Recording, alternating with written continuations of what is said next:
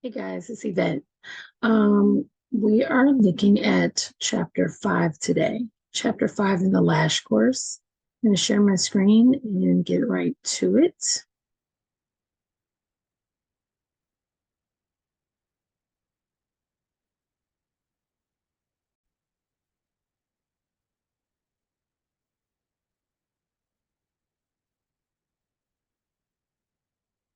Okay, hopefully you can see this screen. Chapter 5 for the Lash course is tools, products, and ingredients. So learning objectives for this particular chapter is understanding why the knowledge of eyelash extension tools, products, and ingredients is essential to eyelash extension technicians. Describe different adhesive ingredients, how to properly use and store them. This particular part of the chapter was very informative. In identifying the implements, the tools, and the equipment required for eyelash and eyebrow services. Compare the different eyelash extension options and recognize the professional products used during an eyelash or eyebrow service.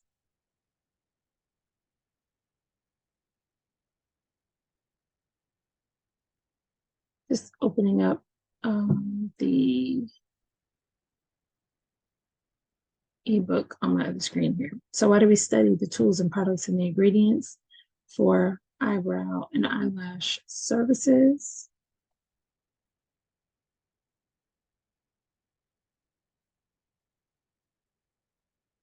All right. So, eyelash technicians and estheticians who do eyelash services should study and have a thorough understanding of eyelash extension tools, products, and ingredients because extension adhesives are affected by both humidity and temperature in ways that directly impact lash retention. Some tools and implements used in eyelash and eyebrow services can be disinfected and reused, and some cannot. There are different types of extensions and options to choose between um, to meet the different client needs and budgets. And using service products properly and correctly and safely comes from recognizing their ingredients and the effect they have on the lashes and the skin around them. So this is one reason why we need to understand what we're doing here.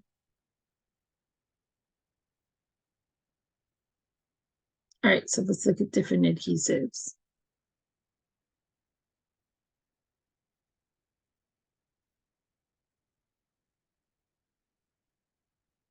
So eyelash extensions are applied to the natural lash using eyelash extension adhesives. Typical shelf life of an adhesive is 4 to 5 weeks. After that, you need to replace it. Once it's open, it's good until it starts looking stringy or cloudy. Once you see that, even if it has not been 4 to 5 weeks, it's time to change that out. A good practice is to make sure to clean the bottle tip with a lint-free wipe, securely fasten the adhesive when you're done using it, and always follow the manufacturer's instructions.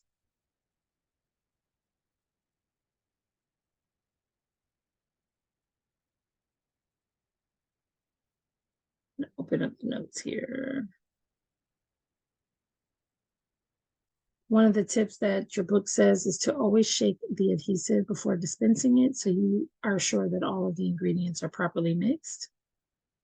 Also, be prepared to use the emergency eye flush station if adhesive contacts the eye. So the procedure of an eye flush consists of holding the lids of the affected eye open and placing the eye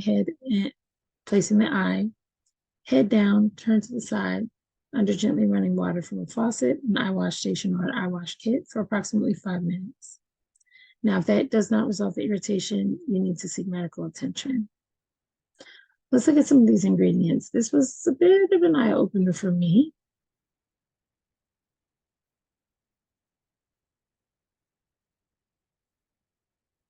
All right, you'll find these on page 88 of your ebook. These are some of the ingredients that are found in eyelash extension adhesives. Mostly the main ingredient is cyanoacrylate. Cyanoacrylate. Cyano is a word part that means blue. It's an acrylate monomer that is cured. We're going to talk about what that means in a minute and used as an adhesive.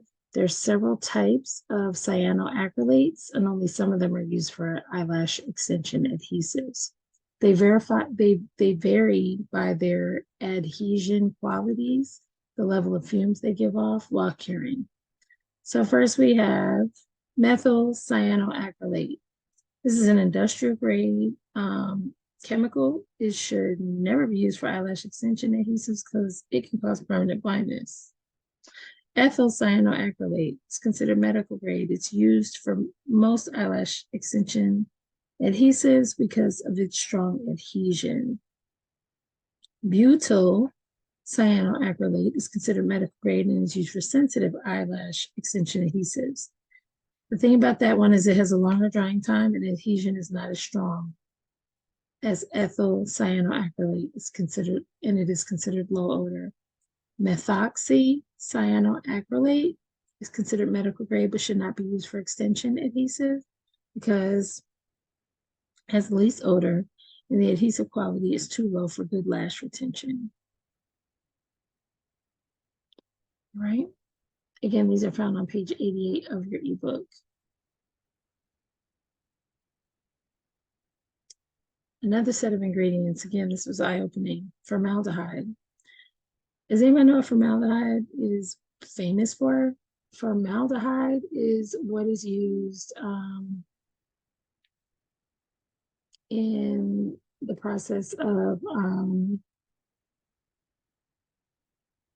I'm drawing a blank, but it's what they use on dead bodies when they are preparing them for like a funeral. That's crazy. It's a preservative. It is a colorless gas with a strong odor. It is a byproduct of curing cyanoacrylates. Again, we'll talk about what curing means in just a second. Fumes will be given off by any lash adhesive containing cyanoacrylates, even if it's just in trace amounts. Polymethyl methacrylate, PMMA, is a thickening agent. It's a synthetic resin produced from the polymerization of methyl methacrylate. It assists in adhesion of the extension to the natural lash. Hydroquinone is found in some medications. It is a stabilizing agent. It keeps the cyanoacrylate from curing in the bottle by stopping the polymerization process. Although it makes up a very small percentage of adhesives, hydroquinone can cause skin irritation and skin discoloration. Another place you're going to see hydroquinone used is when you're talking about chemical peels. I've taken a lot of classes on chemical peels, and hydroquinone is often mentioned in that discussion. Carbon black is a dark black powder used as a pigment. It is used as a coloring agent. The FDA has found this ingredient should not be used in the eye area. However, it is still used in many cosmetics, such as mascaras and eyeliners, which is a trip. Carbon black has been linked to increased incidence of cancer and negative effects on body organs. There are clear eyelash adhesives that do not contain carbon black as an alternative for clients with sensitivities or those who don't wish to be exposed to it. These are some serious chemicals, guys. When I was looking over this, I was like, I need to start asking, I need to start reading the ingredient list of some of these chemicals that I've been using on my eyes when I've gone to get my eyelashes done. So this is a good reason to now really take a look at, what we're using. All right. This just talks about the difficulty of distinguishing general irritation, which I experience every time I get my lashes done, or a full-blown cyanoacrylate allergy. So it says it can be difficult to distinguish. Drying versus curing. So I've used this word a couple of times. Let's make sure we understand what it means. In order for proper application, the adhesive must be completely dried and cured. So what is that? Drying is something that occurs quickly when the ingredients toward the outside of the lash adhesive evaporate into the air.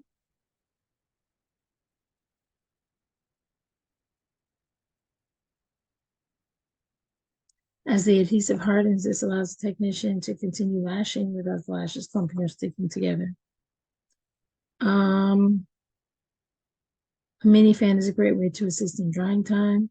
Sometimes it's recommended to go back and forth from one eye to the next to let that one particular part set. Curing occurs when the adhesive completely dries in the center by taking in the moisture in the air. Through the chemical process of polymerization, cyanoacrylate monomers form bonds with water, which acts as the catalyst to create long molecular chains. This turns the liquid adhesive into a solid that binds the eyelash extension with the natural lash. Curing takes longer than drying. Drying happens fairly immediately. Curing takes typically a day or so after application. Lash technicians should remind clients not to allow their lashes to get wet until the curing process is complete. Tools to assist in the curing process are nanomisters and nebulizers, which are used to mist applied extensions.